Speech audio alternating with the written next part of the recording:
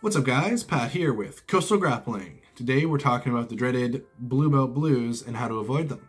So what are the Blue Belt Blues? Well, the Blue Belt Blues is a phenomenon that can happen early to mid Blue Belt for a lot of people, where you just start to feel frustrated with Jiu-Jitsu for a variety of reasons and eventually end up just quitting ever before you get your Purple Belt.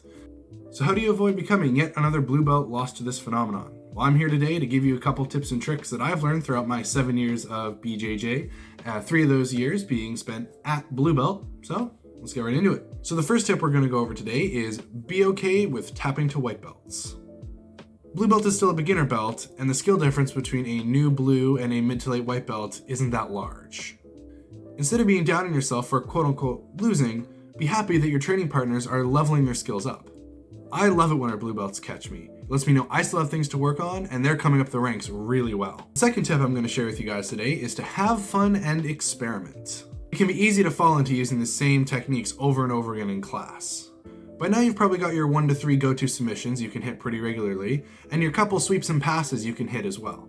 The flip side of that is using those time and time again can start to feel boring. And before too long, everyone in your gym will know all of your setups and how to counter them. Now's the time to take a bunch of techniques that you think look cool and throw them at the proverbial wall to see what sticks.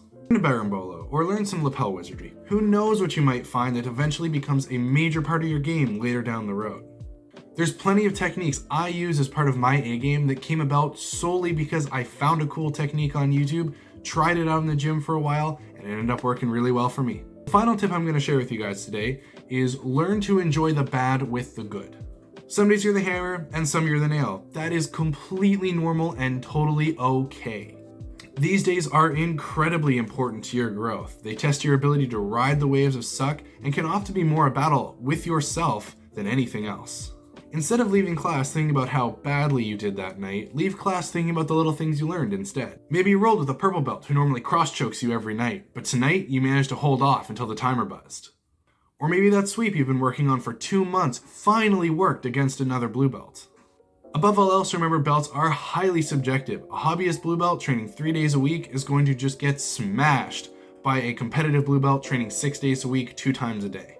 Blue belt can be a hell of a ride, and sometimes it feels like it will never end. Just remember, even the worst days on the mats are better than not being on them at all. Keep showing up consistently, and you're bound to hit that next belt level before too long. I'd love to hear from you all in the comments what your experience with the Blue Belt Blues has been like and how you got past them. Thank you all for watching. Remember to like and subscribe for more BJJ content, and I'll see you guys all next time.